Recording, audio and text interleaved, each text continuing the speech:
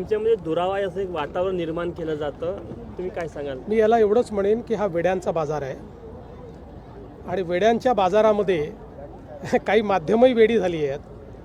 त्यामुळे परवाही मी आणि शिंदेसाहेब ज्यावेळेस हुतात्मा स्मारकावर गेलो, आल्यावर आम्ही दोघं भेटलो, जाताना आम्ही दोघं भेटलो. ते कुठे चालले आहेत त्यांनी मला सांगितलं, मी कुठे चाललो आहे मला सांगितलं. आता त्यातले काहीतरी त्या ठिकाणी अँगल क्लिक करायचे आणि मग हे बोललेच नाही म्हणून दाखवायचं. कालच्याही कार्यक्रमांमध्ये आमच्या दोघांच्या आजूबाजूला पुरस्कार्थी बसवण्याकरता नियोजन होतं. त्यांच्या पाट्या लागल्या होत्या म्हणून आम्ही बसलो होतो.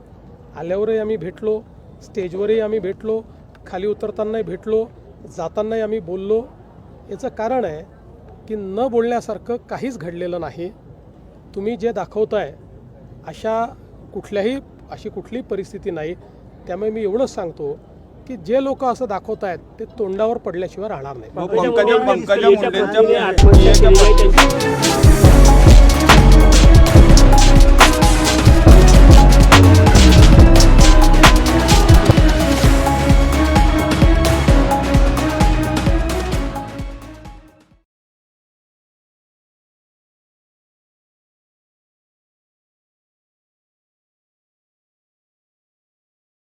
नमस्कार साथियों, सच की बात के इस एपिसोड में आपका स्वागत है।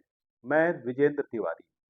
तो अभी जो आपने वीडियो देखा जिसमें मुख्यमंत्री देवेंद्र फडणवीस एक पत्रकार के प्रश्न का जवाब दे रहे हैं। जवाब यह है कि उनके और एकनाथ शिंदे जो डीसीएम हैं, उप मुख्यमंत्री हैं, उनके बीच में किसी भी तरह का कोई मतभेद नहीं है। दरअसल पिछले कुछ समय से इस तरह की खबरें चल रही हैं कि एक तरह का कोल्ड वॉर जो है वो फडणवीस और एकनाथ शिंदे के बीच में है। परसों भी दोनों एक कार्यक्रम में मिले जिसमें मुकेश अंबानी और नीता अंबानी सहित शाहरुख खान और कई फिल्मी सितारे उपस्थित थे। इस कार्यक्रम में भी दोनों दूर दूर ही नजर आए। आपको हम यहाँ कुछ फोटो दिखा रहे हैं जिसमें आपको दिखेगा कि दोनों के बीच 2 या 3 लोग बैठे हुए हैं और शिंदे और फडणवीस दूर दूर बैठे हुए हैं। तो उसके बाद से इस तरह की चर्चाएं शुरू हो गई कि क्या उनके बीच में दूरी बहुत ज्यादा बढ़ गई है, उनके बीच में मतभेद बहुत ज्यादा बढ़ गया है।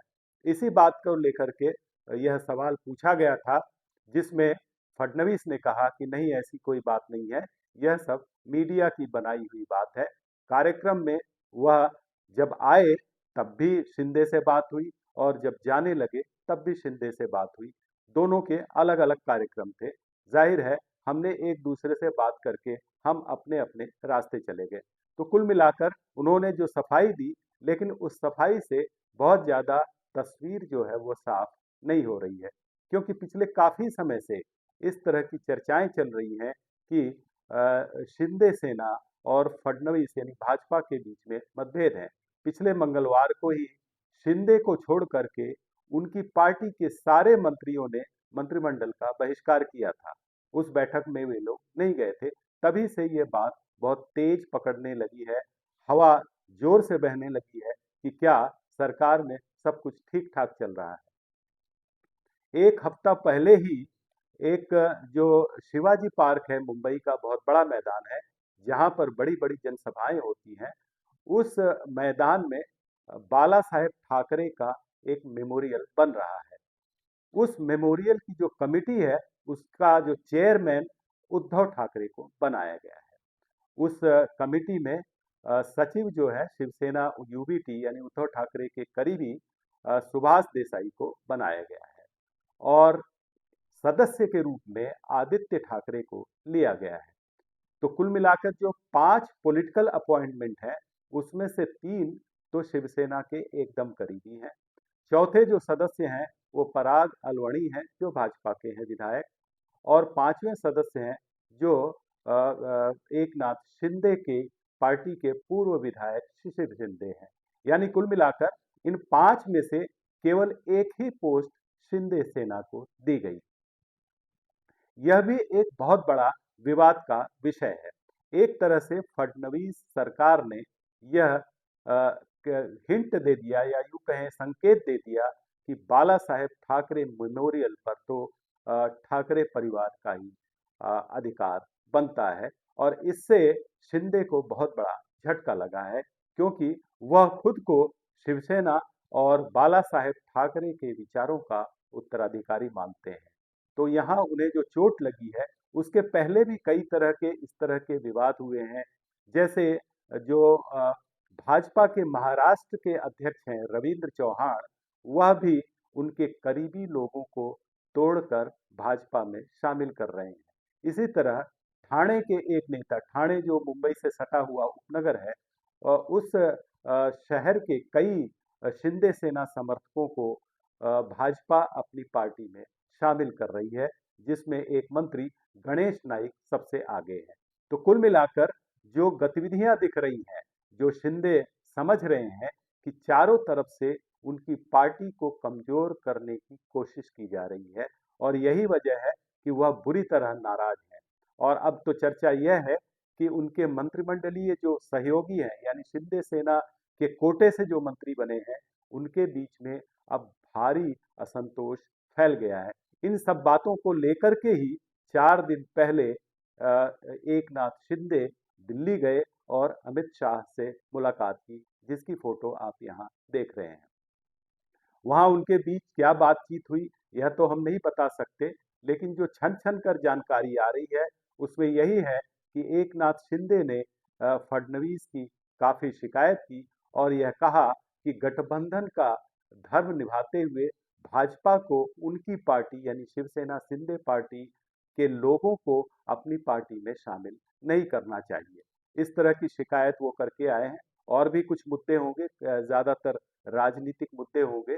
तो इन सब चीजों को लेकर के भारी असंतोष को जो है शिंदे ने जताया और पार्टी हाईकमान से इसमें हस्तक्षेप की दरख्वास्त की। तो कुल मिलाकर जो आग फैली हुई है मंत्रिमंडल में, वह लगातार बढ़ती जा रही है। इसके पहले अजित पवार भी एक बयान देकर चर्चा में हैं। उन्होंने कहा कि जो उनकी पार्टी के कैंडिडेट्स को वोट देगा, उन्हें ही वो फंड देगी। इस तरह का विवादास्पद बयान दे करके भी वह सरकार की मुसीबतें बढ़ा रहे हैं। तो कुल मिलाकर इतने जबरदस्त जो कहते हैं मैंडेट मिलने के बाद 2024 में, अक्टूबर नवंबर 2024 में इतना जबरदस्त मैंडेट मिलने के बाद भी, इतनी मजबूत सरकार होने के बाद भी यह लगता है जैसे यह सरकार बहुत अस्थिर हो। जी हाँ, मुझे तो यही लगता है कि इतना मजबूत जनता का समर्थन पाकर भी भाजपा की सरकार यहाँ उतनी अच्छी और उतनी स्थिर नजर नहीं आती, क्योंकि उनके जो 2 सहयोगी हैं वो उनकी अपेक्षाएं कुछ ज्यादा ही हैं। भाजपा इन सब से निपटने के लिए कोशिश करती है और यह भी कोशिश कर रही है कि उनके जो साथी हैं वो बहुत आगे आगे न बढ़ पाएं। तो यह भी एक राजनीति का उसूल है कि वहाँ एक दूसरे को कमजोर करने की कोशिशें तो चलती रहती हैं। अब सवाल ये है कि एकनाथ शिंदे की यह नाराजगी क्या गुल खिलाएगी, ये अभी कहना बहुत मुश्किल है, क्योंकि वह पूरी तरह से निर्भर हैं इस महाशक्ति के। आपको याद होगा जब उन्होंने उद्धव ठाकरे से बगावत की थी, तब उन्होंने कहा था, अपने विधायकों के बीच में भाषण में कहा था कि मेरे पीछे एक महाशक्ति है। अब महाशक्ति आप समझ सकते हैं, वो भाजपा थी, मोदी जी थे और अमित शाह थे। तो अब उस महाशक्ति से ही एकनाथ शिंदे को तकलीफ होने लगी है और अब डर यह भी जताया जा रहा है, राजनीतिक विश्लेषक यह भी डर जता रहे हैं कि कहीं ऐसा न हो कि शिंदे सेना के विधायक भी टूटने लगे। दरअसल क्या है, राजनीति में आजकल कोई नीति और उसूल तो रह नहीं गए हैं। जो विधायक उद्धव ठाकरे का साथ छोड़ सकते हैं और सत्ता के लिए वो शिंदे के साथ आ सकते हैं, तो इस बात की क्या गारंटी है कि वही विधायक अब शिंदे का साथ छोड़ करके और सीधे जो मुख्य सत्ता केंद्र है यानी भाजपा, उसमें क्यों नहीं जा सकते। इस तरह की हर तरह की संभावनाएं हैं। इन संभावनाओं से इनकार नहीं किया जा सकता, क्योंकि राजनीति में इस तरह की घटनाएं पहले भी होती रही हैं और आगे भी होती रहेंगी। तो एकनाथ शिंदे के सामने बहुत बड़ी चुनौती है कि वह कैसे अपनी पार्टी को एकजुट रखते हैं, कैसे अपने विधायकों को एकजुट रखते हैं, कैसे वह आगे आने वाले जो स्थानीय निकाय के चुनाव है उसमें वो मजबूत बने रहते हैं। इतना तो तय है कि राजनीति में कोई भी अपना साथी कमजोर हो उसे साथ लेकर नहीं चलना चाहता। अगर एकनाथ शिंदे का प्रदर्शन इस चुनाव में कमजोर रहा तो यह उनके लिए मुसीबत का सबब बन सकता है। तो एकनाथ शिंदे के लिए सबसे ज्यादा चुनौतियां हैं, इसीलिए अजित पवार ज्यादा उछल कूद करते नजर नहीं आते। सबसे ज्यादा जो असंतोष, सबसे ज्यादा जो खबरें हैं वो एकनाथ शिंदे की पार्टी को लेकर के ही आती हैं। इन सब चीजों से ये लगता है कि महाराष्ट्र में आगे आने वाले कुछ समय जो है बहुत ही चर्चित रहेंगे, बहुत ही विवादास्पद रहेंगे और तमाम तरह की नई चीजें सामने आ सकती हैं। तो फिलहाल एकनाथ शिंदे के लिए यह थोड़े तकलीफ का समय है। अब इसको वो आगे कैसे इसको झेल पाते हैं, यह उनके रणनीतिक और राजनीतिक कौशल पर निर्भर करेगा। लेकिन निश्चित तौर पर 3 साल पहले जो 4 साल 3 या 4 साल पहले जो संकट उनके सामने आया था उसको उन्होंने बहादुरी से जीत लिया था। अब अगला जो संकट आ रहा है कि भाजपा की तरफ से उनकी जो नकेल कसने की कोशिश हो रही है वह भी उसमें उसमें उनका कैसा रणनीतिक कौशल होता है यह देखने वाली बात होगी।